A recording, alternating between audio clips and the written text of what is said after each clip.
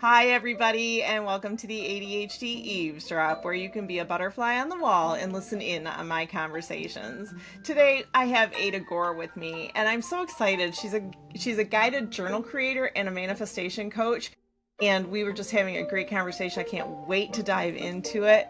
Ada Gore is a speaker, teacher, and creator of transformative journals that help people clarify their desires and align with the life they were meant to have. A background in conflict management and experience coaching high-performing dentists, yes, really, she now guides others through the magic of journaling and manifestation. Her work is rooted in scripture, cyclical wisdom, and real-world grit, and she brings both laughter and depth to every conversation. If you're into self-leadership, spiritual strategy, and writing as a creative superpower, you'll love this interview, so stick around.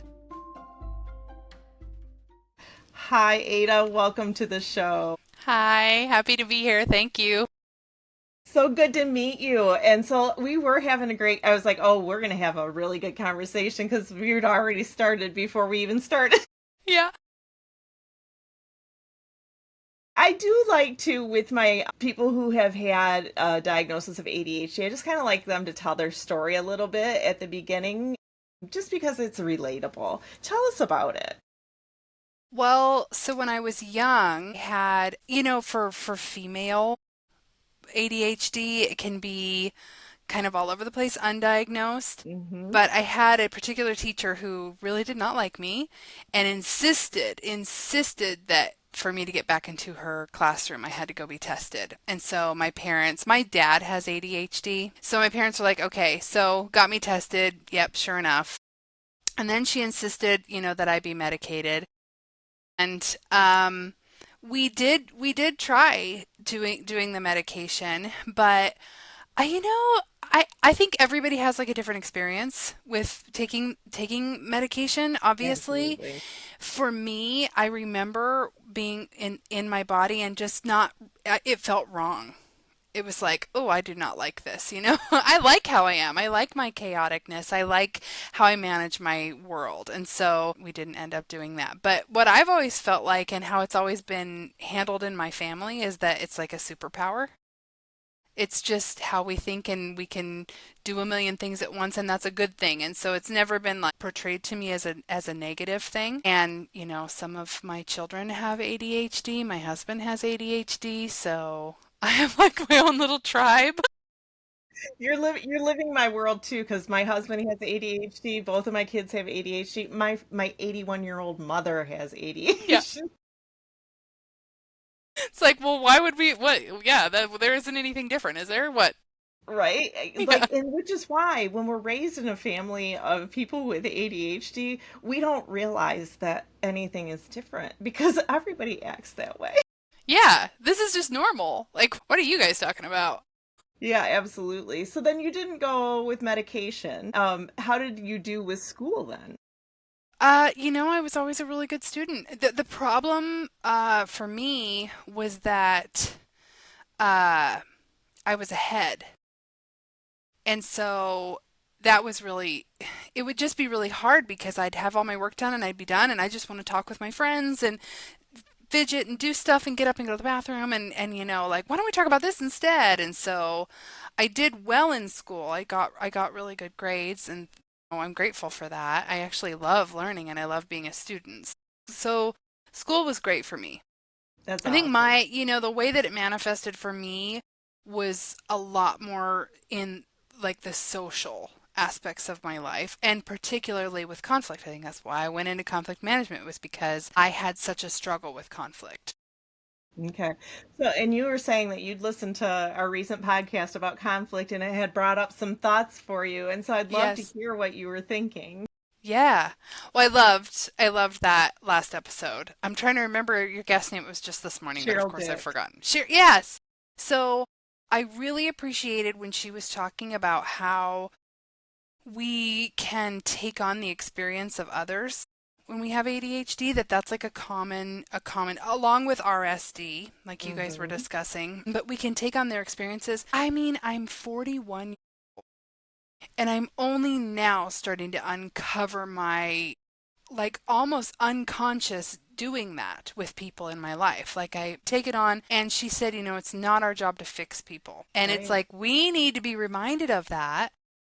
I need to be reminded of that. And it's because of conflict and my penchant of doing those things that I ended up turning to journal. Because I think you can only like on other people's stuff so long before all that garbage starts to pile up. And you had an interesting point too of when you're in a conflict and do I want to connect? Do I want to be heard? Is it my fairness value? Like what's coming up here? And sometimes it's like you don't know because your brain is doing all these things during that conflict, like kind Mhm. of on its own. And actually taking a breath and thinking about me, what do I need here? Because I'm a big part of this. What's my deal? And journaling has been like life changing for me. There's a reason why I make journals now. That's awesome. So tell me, so you said your conflict management was your area of study. I am fascinated to hear a little bit more just about what that looks like. I've never really had somebody who had a degree associated with it. Yeah. Well, so I went to Boise State University, and they have this wonderful conflict program. And so I started with becoming a certified civil mediator. So learning how to mediate two people in conflict, which was absolutely wonderful. My professor, his name was Brian Pappas. He's like, talks a million miles an hour. He's just this really smart, wonderful guy. He absolutely loves conflict. And the other person that ran the program, Ashley Orm, was her last name. She's married now, so it's Ashley Nichols. But they were both these really passionate, wonderful people who, like me, were fascinated with conflict. And so they were putting the program together at Boise State. And I actually got invited back as an adjunct and got to teach a little bit. And I feel like I'm going off a little bit from your Keep question going. here. That's what we do. That's what we do, man. This is ADHD that I Just love the like, rabbit holes. Go, okay, go. I'm rabbit hole in here. Well, it was so because a lot of what the program did was teach you to learn about yourself first. Like, are you an extrovert or an introvert? Are you logical or do you have more of a feelings-based approach to life? Like, first understand yourself if you're going to have any hope of handling conflict. Knowing your own triggers, understanding yourself, and then you can turn that lens on other people and you can help understand it. But the biggest thing that I found, like the takeaway like of my whole degree is basically when you're in conflict, you a lot of times like the person that you're in conflict with, especially like if they're yelling, if they're angry, if you're like mediating or maybe you're trying to mediate the person you're in conflict with because they're triggered and they're freaking out at you and you're like just repeating back to the mirror. Repeat it back to them, either their words or their emotions. You're angry. You're really angry about this. No, I'm not angry. I am frustrated. Oh, you're frustrated. You're really frustrated about this. Yeah, I'm frustrated. And just having someone mirror what you're feeling or what you're saying so that you actually know you're being heard, it really takes the wind out of the sails and it just really calms down. And that's journaling. Journaling is doing that for yourself because your eyes are seeing your own words. You're mirroring back to yourself. I'm so upset about this and I can't believe they did this and da da da da da. And then you don't even have to have the fight with them because you can have it all on the page and then you can go calmly and be like, so I got something to chat with you about. And you're clear about it instead of Right. like a blow up fight. And because I have these huge emotions and yeah. Imagine. Oh With man. ADHD, you have huge emotions, bud? Oh, we're not Oh, big feelers. no. And I would have these like blow up fights with people that I love, and I would eloquently say the most horrible things that were just my truth and hurt them before really even getting to like the core of what was going on between each of us. And so I started running to my journal in those moments instead to save my relationships, to say, it's like, oh, in the moment it may feel so great to say that terrible thing, but then you've said it and maybe you don't, maybe a part of you, yeah, feels that way. Yes. I can't get them back. The words came out. Yeah, like, we've crashed. So my journals became like the place that I would go with my deepest, scariest, hardest emotions, where I could cry, where I could say the terrible thing and get past the layers, go down into the fears, go down into like the core values, go into the to actually understand myself. And you in your last conversation, you guys were talking about internal conflict. It always starts with internal conflict. It's always that first.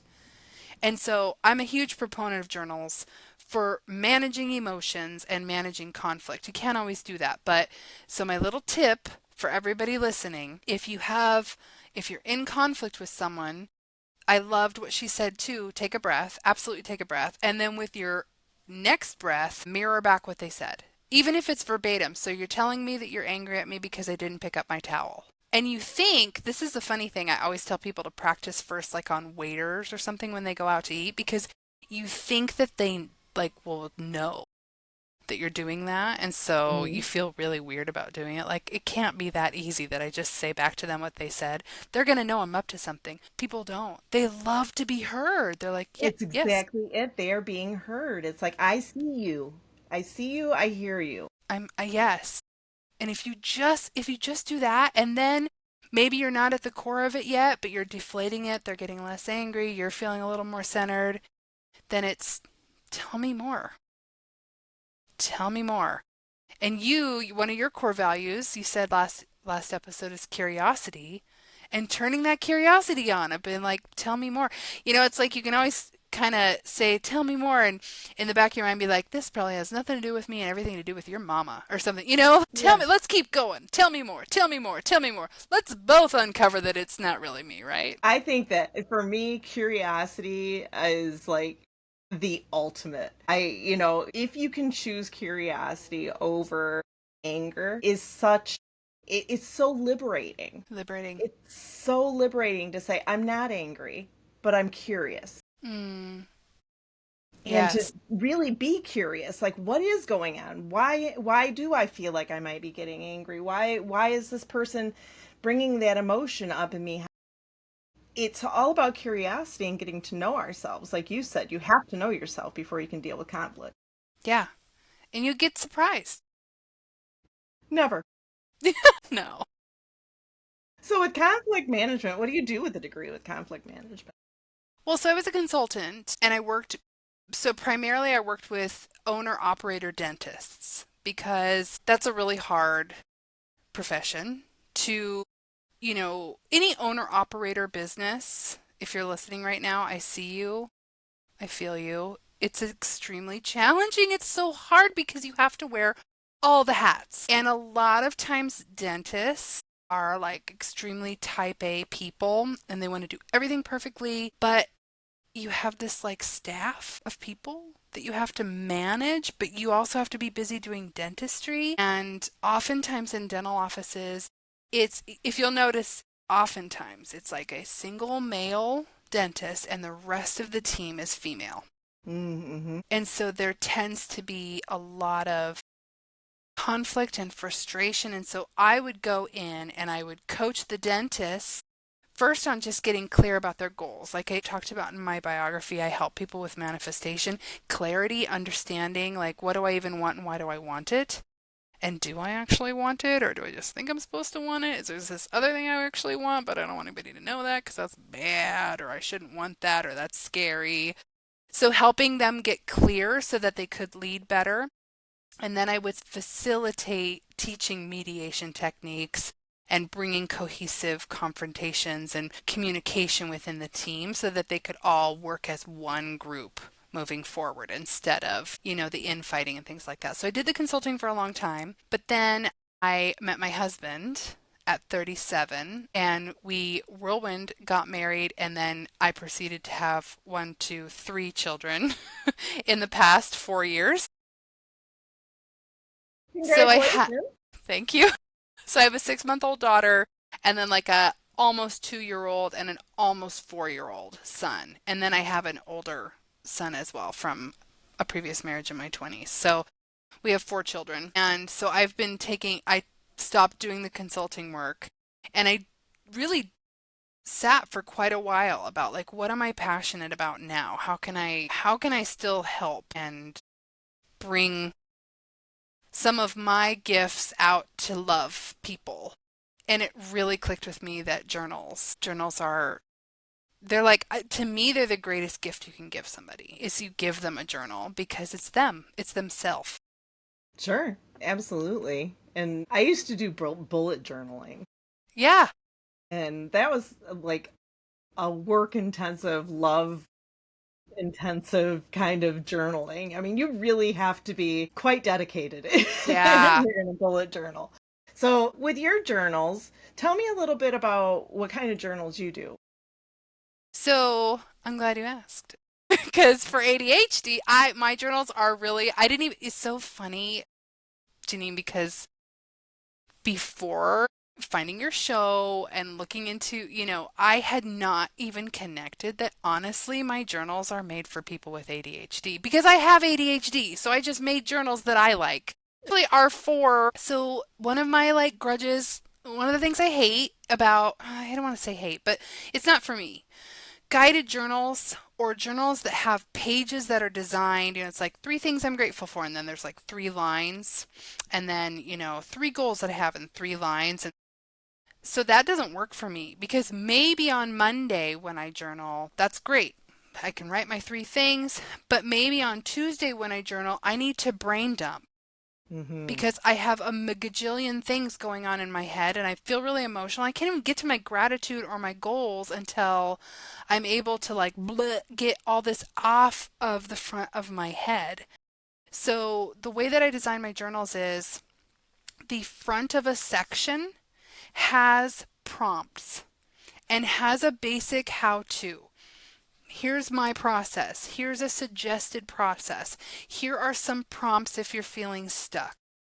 The rest of the pages are blank, except at the top, I often will put a reminder in terms of like an icon or a statement. So, like the journal that I designed for tracking your menstrual cycle has the four inner seasons of the menstrual cycle. And at the top of each page, there's a little, like if it's your inner summer, there's a little sun. And then it says, the mother. That's the archetype of the summer. Just to remind you, like, okay, I have a lot of energy right now. I'm birthing a lot of things into the world. Like this is my summertime season. And then in the fall, it's like a brown leaf and it's the wild woman. Like it's Hmm. okay. Okay, it is okay that I'm premenstrual and I feel like it. Like it just a little reminder, that's it. And the rest of it's blank. So you can turn it sideways and you can doodle or you can scream or there's not even lines Wow. because sometimes, it's like sometimes you just, for me, need the freedom for whatever needs to come out, even though it's a guided journal. Even though it's Hmm. a sacred space and a special place that's just for maybe a specific thing that you're tracking, it's never just that if you have ADHD and a life. So that's how I design my journals. And so even I have one that is a process. It's called As I Write, I Create, Letters for Letting Go and Moving Forward. And it's got a process in it, a four-step process of handling a relationship that you're having trouble in. So maybe it's with your mother, maybe it's with your partner, maybe it's with someone who's passed away, maybe it's with your body. There's a four letters that you can write. But that's at the front of the journal and the rest of it's totally blank. Because you may spend the entire journal writing that first letter to that one person over and over and over again to finally empty your heart and be in a place to move on. But you may also have a bunch of and you go through and you follow those steps. But I always want creative expression to be like and ownership to be the number one thing of Sure. the journals. And so I have a journal that I just published it's called Soft Discipline, and it's for losing weight, because I just had my third baby, so I'm on my own little weight loss journey. And it's same thing. It's got at the front of it, there's like 10 pages of the science behind why it works and how it works and what to do and all those sorts of things, and the rest of it's blank. Hmm. It's yours. So, what is Use the it how you science? want to use it. Why does that work? It's okay. So I just published it. So I'm like really excited about it and I'm doing it, and so I'm inviting people to join me. I've got a YouTube channel like where I show all my stuff. I'm postpartum. I'm 6 months postpartum. I had a thyroid issue come up. My weight just like skyrocketed. And so soft discipline is there's the science of writing it down. When you write something down, you're like, whatever. I'm look this up, but like 10 times more likely to do it. Mm-hmm. Secondary part of that is to have an if then strategy. So you set your goals, you set 5 goals, it's called soft discipline. You set 5 habits that you're going to take on that make you feel good, not make you feel bad. 5 things like I'm going to get exercise and I'm going to set a protein goal and I'm going to, whatever your 5 are. And then you journal those things, but you have an if then strategy. If I can't do it today, then I will do this, because there was a Harvard study that talked about you're not going the people who actually make it to the finish line are people who plan for failure. And so that's a part of it, is set your if then. So if I So can't, if you, then I as you will. were saying it, as you were going through and talking about that, I was like, ooh, there's no out here. What that's gonna, and then you said, if it doesn't happen, because I was like, that you could really set you, but it automatically takes that pressure off. Exactly. Soft discipline. Show Hmm. up for yourself. Who cares about anybody else? Show up for yourself in a way that encourages gentle, consistent discipline. Plan for the fact that you have a life and life is going to happen. Because, I was reflecting on my earlier years of I had a Weight Watchers mom and up and down dieting and all those kinds of things. And I was analyzing my mentality, and my mentality was always like all or nothing. And this big focus on like I have to eat perfect and I got to exercise and I'm going to intermittent fast and I do all these things and they would work for a while, but they were not, I couldn't long term commit to them because I had the wrong mindset. And so the soft discipline journal it's about mindset. It's like, this is setting yourself up to just love yourself. Especially with ADHD, we can have a hard time like being consistent. So, You're just kind making of. all kinds of crazy statements today. I know. We'll have to edit that. So, that's the other beautiful thing about the system with the 5 habits is I think it's every 29 pages. Basically, every month, there's a little page that helps you reevaluate. So, what's working, what isn't, how was your if then, what do we need to change, what do we want to add, how do you want to feel, what's coming up? Do you have a wedding? Do you have, whatever check in? It's a check in to reassess like, is this working for me or did I feel like a total failure because I only ever did my if then? And do I need to maybe make my if then my goal so that I can win every day and feel really good? And So, that the idea of being able to adjust it and say, like if you change your goal, it doesn't mean you failed. And being able to look at that and say, I didn't fail, but I need to alter my goal is a whole different feeling than, well, I can't do that, so I may as so well I'm do not that. gonna, throw in the towel. Right? I've already messed up. Like and we say this as if everybody does this, but everybody doesn't do this. It is very uniquely um a thing that and I wouldn't say just ADHD folks do, but it is very unique to a certain part of our population where it's just black or white, all or nothing. And a lot of people with ADHD, a lot of people with autism and neurodiversity have that black and white thinking. And going in that gray area is really hard, but you're setting it up and saying, come on into the gray area. It's warm here, it's comfortable here. Join us in the gray Yeah. area, right? Yeah. That's the feel I get with the way that you have that set up. Is like, it's okay. It's kind of It's nice okay. here. Yeah. You get to pick the shade of gray. 50 shades, but like the There's a lot that's of them, not about 50. I don't know. yeah, but you get to pick your if then. Yeah. And so it also gives you like control and you still get that like fun, we get that like I guess dopamine hit of the black white Hmm. and getting a win, but you're allowing for it. You're allowing for yourself to be human and for your life to be messy Yes. and for Yes. your brain to be kind of crazy. We don't have a lot of choice, do we?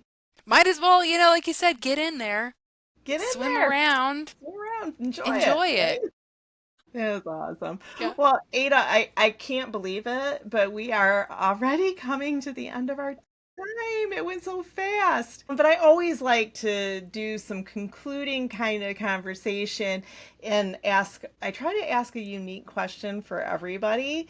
And yours was easy to do because you're unique in your own way. So, not in a bad way, in a wonderful way. Thank you. Likewise. My question to you is if you were able to create a journal that invited people to give themselves grace, how might you go about doing that? What might that journal look like to you? That's a really good question because that's such a good mission to teach us to be kind to ourselves and graceful to ourselves. I actually think we have a huge capacity to be graceful and almost scary capacity to be graceful and gracious with each other and with ourselves. I actually feel like I try to weave a lot of grace into my journals as they are because I feel like the goal of the journal is, like I said, it's the gift you give to yourself or that you get, you give this journal to someone. It's a chance to be easy with yourself, like write it down and tear it up if you want to. Burn it. I even have like in that letter writing one, because sometimes you're gonna say some scary things that you would not be comfortable saying out loud. And so there's like a ceremony that you can do with that letter where you burn it or rip it up or maybe you send it. Maybe you do need to say all these things, but that's your choice to make. And having that grace to yourself of like knowing, actually, now that I've got this on the page, this is valid and I need to do this because I want to save this relationship. And the only way for me to do that is to open my heart like this and to set some boundaries. Or maybe I just need to burn it and be like, good job, me. I got it out. I can feel better. I can move on, you know? Right. So yeah. You're right. You do weave it all the way through. And that's part of being able to be in the gray area because if you can't give yourself grace, the gray area is not a good place for you. Yeah, Right? And that's true. so you just weave that right through. So through your journaling, you're helping people give themselves grace, get to know themselves better, be able to deal with conflict better, and all of these wonderful things. And so thank you so much, Ada, for doing what you do. And I think that that's a great way for you to have given a little bit of your nugget of yourself without having to continue doing the full-time thing while you were a mom. I love it. It's wonderful. How could our people that are listening get a hold of some of these journals? So they're on Amazon. You can search Ada Gore, my name, or you can search the names of them, but just Ada Gore journals. I've got them all for sale on there. They're just self-published. And then I'm rolling out a new Instagram that's for my journals. So it Nice. doesn't have a lot of posts yet, but I'm working on it. I'm fitting it in here when I can have the babysitter come, but it's Ada Gore, just my name and then 444.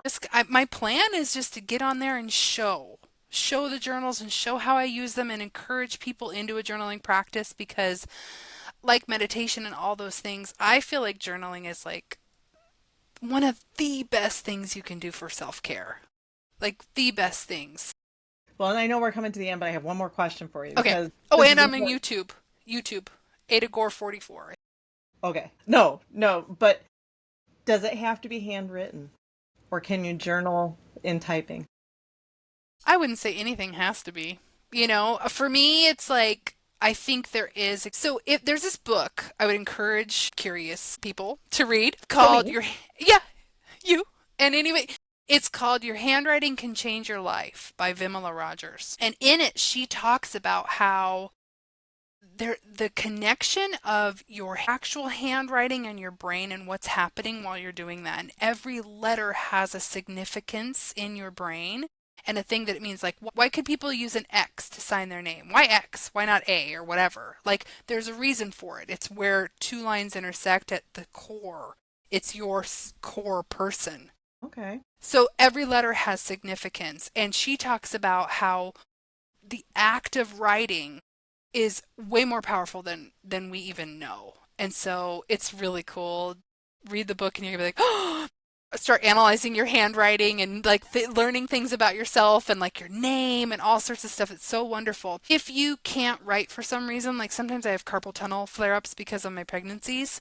And it makes me so sad because I just can't write for more than like 5 minutes without just cramping up. Type, voice note, color a picture, draw it. That's another reason the pages are blank. Sometimes you can just draw a picture or a doodle or something to get some stuff off of the front of your brain and onto a page. But I do encourage. I'm of the mind that handwriting is the best, but it's not the only. Okay. I mean, I voice am note in works. agreement. I'm in Yeah, agreement. As a previous teacher, and yes, definitely the handwriting, writing it out does make a difference. powerful. Yeah. And so like my choice, you write in your journals and I draw. And Okay, so I do a daily draw. beautiful. And so it's kind of my form of journaling. Yes. That's So, beautiful. That's wonderful. I even have an invitation in the beginning of some of my journals of like draw. Draw a doodle. Even if you're not someone who draws, oh yeah, draw sometimes and see what comes out. absolutely. It's incredible what your brain can do. You surprise yourself like, Oh, wow. it's scary in my head. Some of the, some of the things that have come out because I meditative draw. So when I Cool. approach my paper, I'm not approaching saying I'm going to draw this. I approach saying what's in here for me to find, and I pull it out, and I pull it out of my I love that. head That's and the so paper, and cool. so sometimes I do get done, and I'm like, I have no idea where that came from. Don't ask Deep. me. Was in there deep. It was in there deep. I mean, I drew a picture one time of a forest, and in the middle of the forest, there's a bucket hovering in midair, pouring a liquid out onto a tree, and I don't, Ooh. right? And I Wow. had no idea where it came from, but like I asked people, is it milk? Is it water? Is it what is it? And they're like, oh, it's sap. It's sap. What is it? And like it's Okay, can I give you a hot take on that really yeah. quick? I know we have to go, but No, we're so good. a cool thing about trees and forests, is that they can transmute our energy. So it's like, you're feeling sad and you go on a walk in the forest and you feel better. They actually vibrationally, they've studied this, are giving out like a happiness vibration. How they turn our oxygen or our CO2 into oxygen, they can transmute our emotions too. So I feel like that was like your heart, the things in your heart being poured into the forest so Oh, I that love it. it could transmute it and turn it to love for you, turn it to happiness. Yes, it evaporates into Right? Like just yeah. poured it out. Oh, I like that. That's a good one. That's a take on it. Who knows what it means, but that's You my know, take on it. yeah, so, well, Ada, this has been a great conversation. It has been lovely meeting you. Likewise. And so, for our butterflies on the wall who are listening in, we hope that they will like, subscribe, do all the things, and come back and see us next time. And with that, we'll see you next time. Bye bye.